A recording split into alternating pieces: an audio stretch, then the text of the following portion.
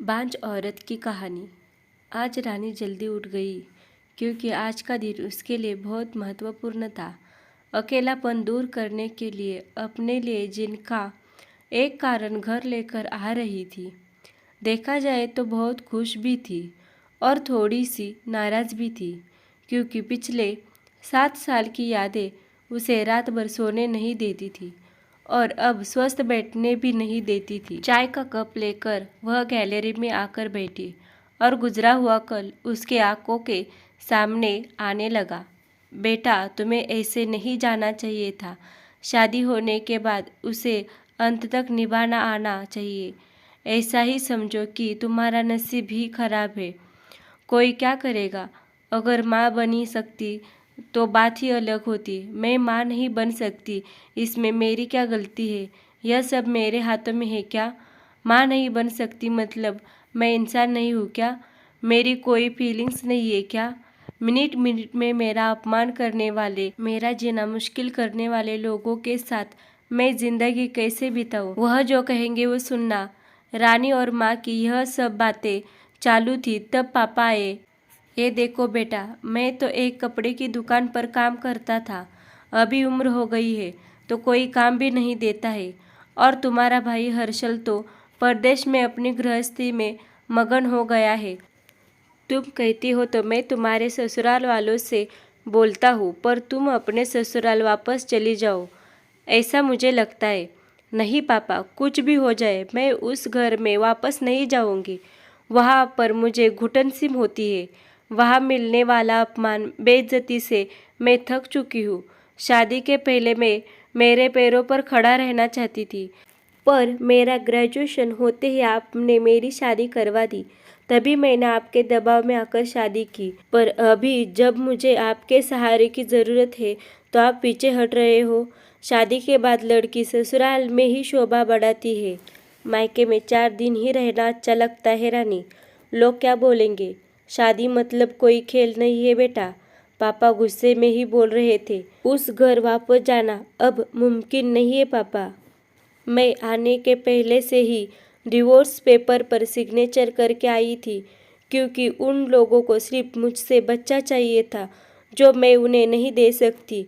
अरे, इतना बड़ा निर्णय लेने से पहले हमें एक बार पूछना तो चाहिए था ना। जन्मदाता है हम तुम्हारे।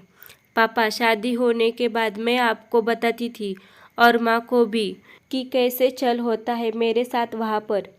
2 साल में कभी मुझे मेरे मन मुताबिक रहने नहीं दिया। जब मेरी रिपोर्ट आई और समझा कि मैं कभी माँ नहीं बन सकती तो वैसे ही इन लोगों ने मुझे अपने असली रंग चालू कर दिया। कैसे रहूँगी मैं ऐसे वातावरण में? और इस सब से भागकर अपनी ज़िंदगी ख़त्म करने वालों में से मैं नहीं थी। यह देखो बेटा, हर्षल ने दिए हुए पैसों से ही मेरा और तुम्हारे माँ का जैसे तैसे खर्चा चलता है। उसमें तुम्हारा खर्चा उठाना थोड़ा सा कठिन होगा। डिवोर्स पेपर पर सही करने से पहले इन सब का विचार मैंने किया था। मेरे पास के सोने के गहने लेकर मैं आई हूँ और एजुकेशन लोन निकाल कर मैं 6 महीने का एक कोर्स करने वाली हूँ जिसकी आज मार्केट में बहुत ज़रूरत है। उसके बाद मुझे अच्छी कंपनी में नौकरी मिल सकती है। मैं आपके ऊपर आर्थिक बोझ नहीं डालूंगी पापा। मुझे जीवन जीना है। संघर्ष करूंगी और कमाऊंगी, विश्वास कीजिए मेरा। सब लोग क्या बोलेंगे बेटा?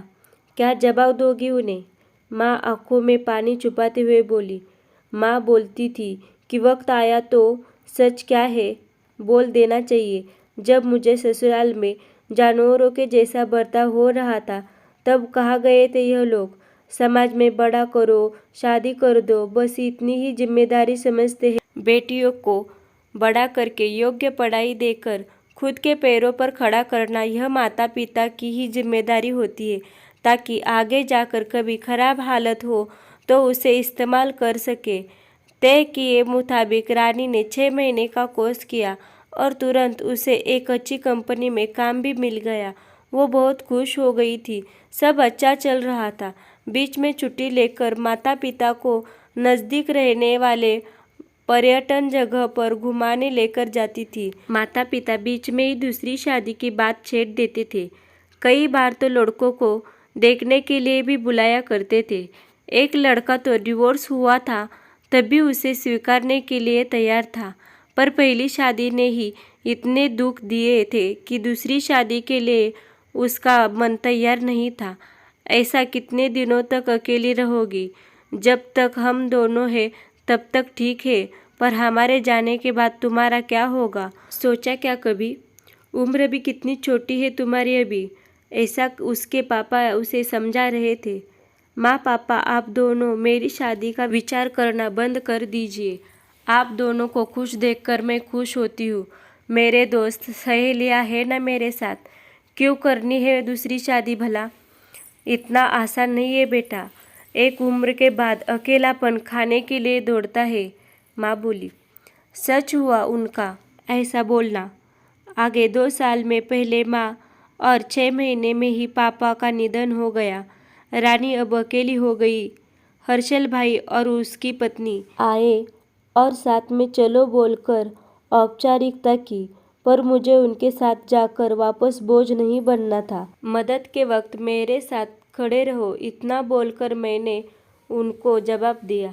ऑफिस का काम और बहुत सारे दोस्त, सभी लोगों की शादी हो गई थी और वह अपने अपने गृहस्थी में मगन हो गए थे।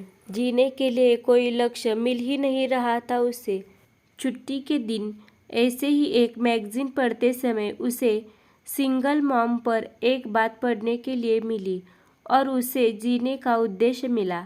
उसने उसी दिन तय किया और एक 10 साल की लड़की को गोद लेने का प्रयास चालू किया।